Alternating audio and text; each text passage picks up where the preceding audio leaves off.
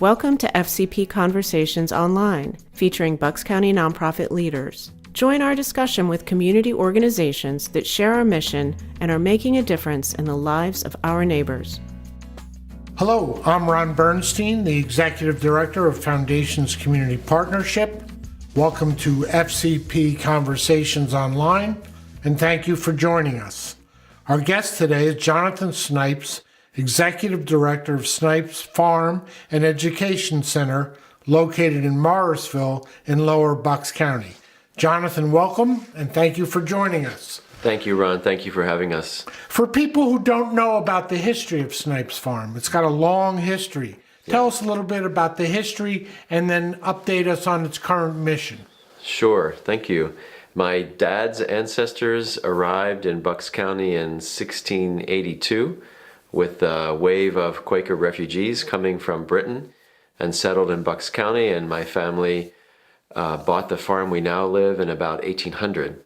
So it's not the original place we live, but it's not too far down the road. So we've been in the same place for over 250 years, and we are now using our property, having founded a nonprofit organization to model and teach sustainable farming, build community, and reconnect people to the land. So make it a community farm open to the public. Wow.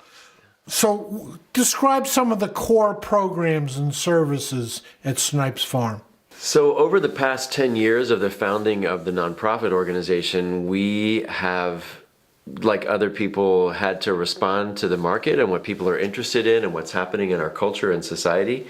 And we didn't know it at the time when we founded Snipes Farm and Education Center, but our summer camp is now our biggest and most successful program in a lot of ways.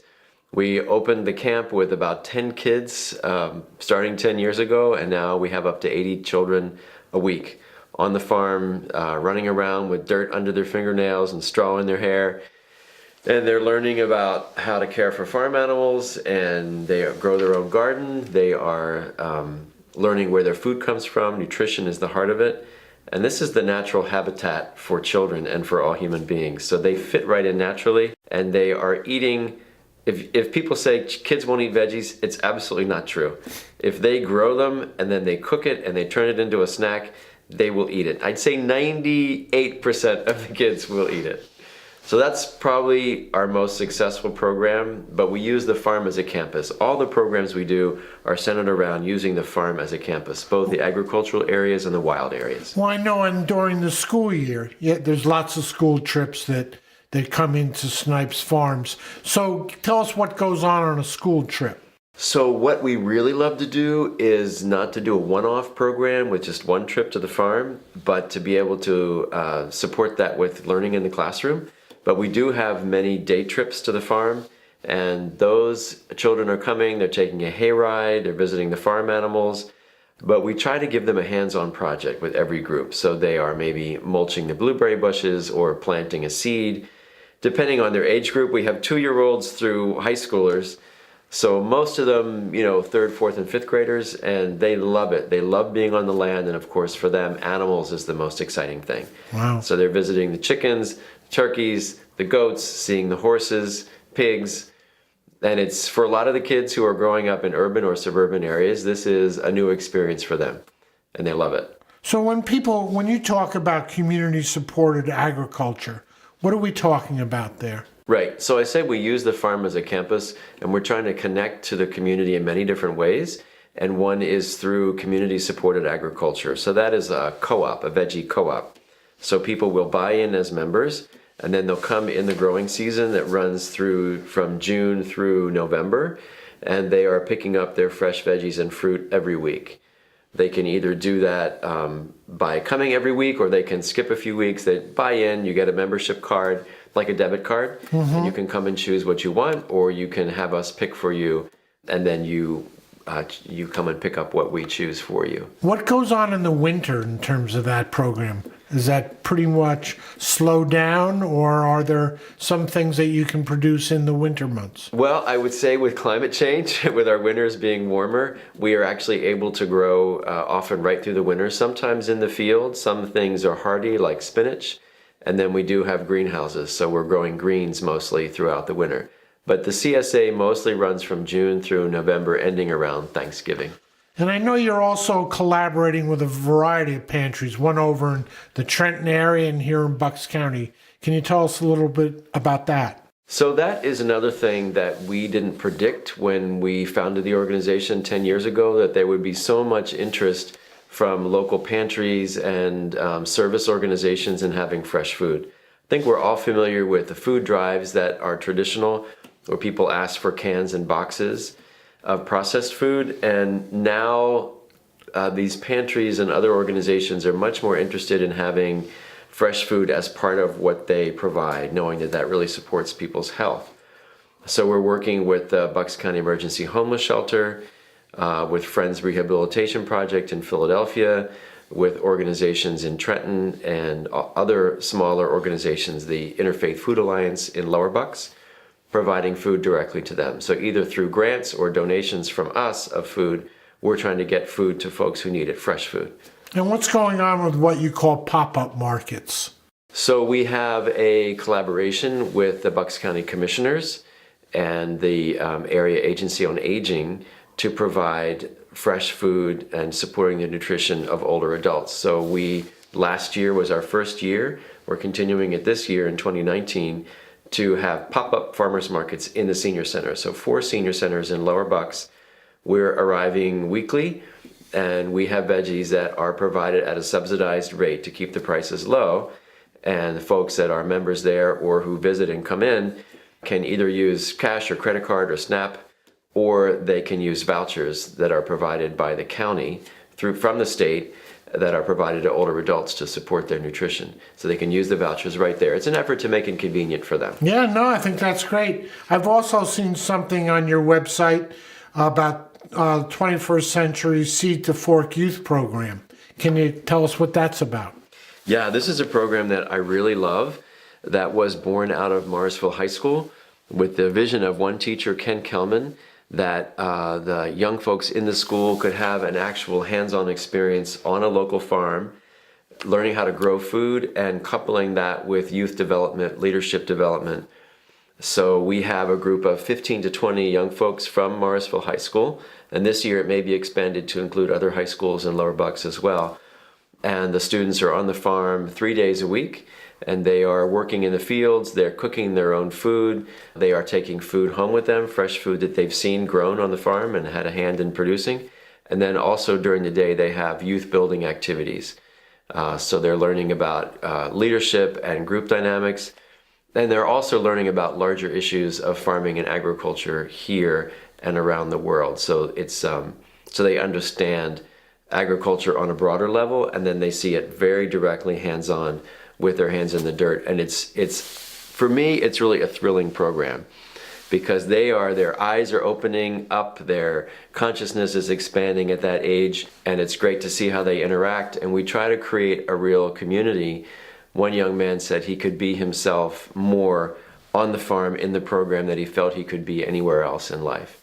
And I have a theory, because the land is our natural habitat as human beings, that the land has an ability to absorb trauma really from people, things that they're experiencing, and when they're actually out on the land, it's soothing and it's supportive and it's challenging in some ways, and it's wonderful to see these young folks develop from maybe being a little out of their element to feeling totally at home. John, you guys work with lots of kids, but I know you also work with some kids with special needs disabilities. Can you talk a little bit about that? Yes, and I want to thank you for your support that you've given us to provide those programs. So we've worked in Bristol High School, we've worked with the intermediate unit, and we like to think that our programs can be provided to everybody at all economic levels and also all ability levels as well.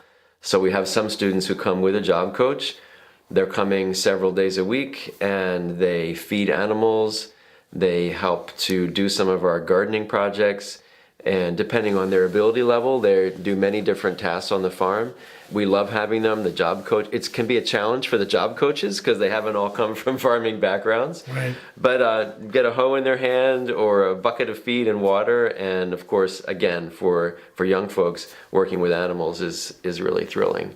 Well, I know we all, the papers, there's been lots of articles about what's happening to farms all across the country and what a tough time it is. Can you talk to us a little bit about the rural lifestyle and small farms? So Snipes Farm is surrounded by Route 1, by apartment complexes and housing developments. We're the last working farm in our immediate area, certainly that's open to the public.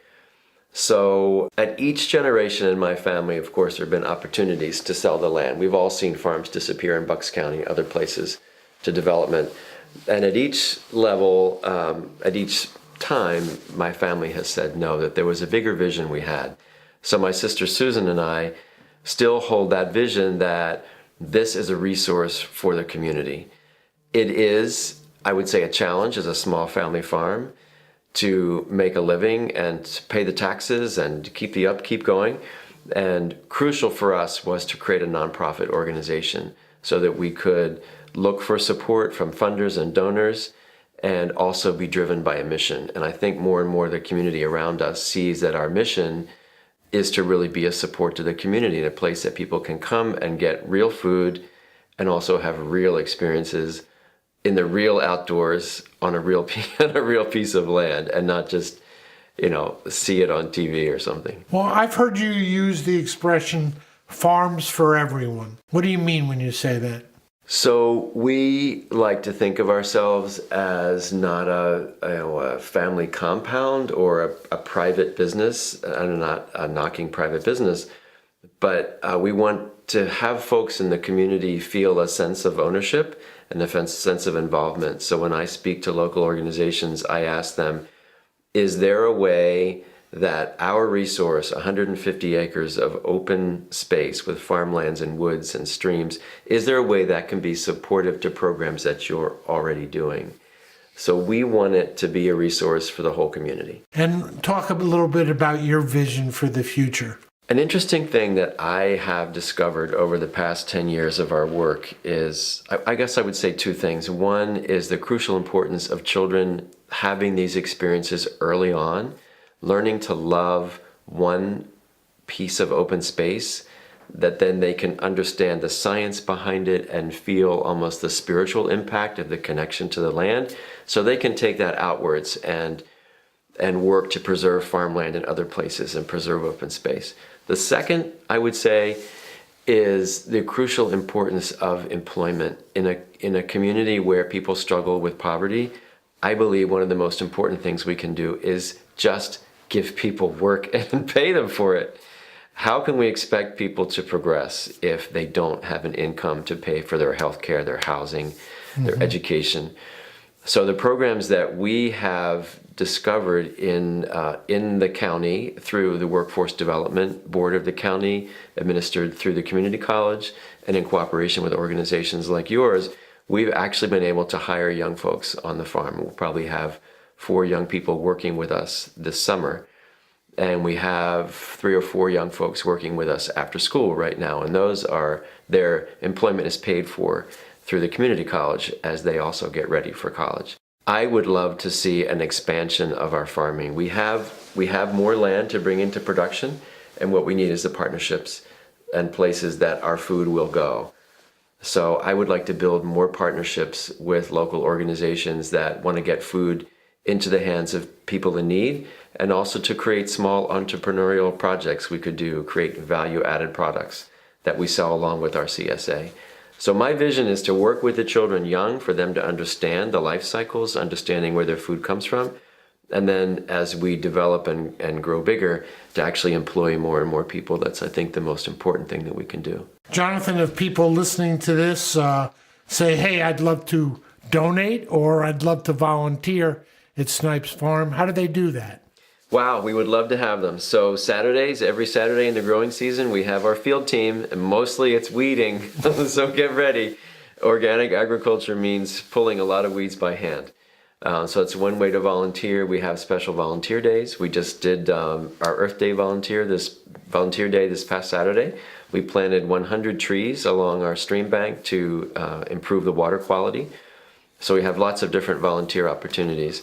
And funders and donors, if there's a particular project that they're interested in, we would love to help to work with them to see how we can bring that to our farm. John, we talked about different things donors and volunteers can do. How can a donor help you going forward? Yes, I'd say one of the most important things that a donor could do right now is contribute $340. That will send one child in need to camp for a full week, and that would be an awesome thing. It has a huge impact.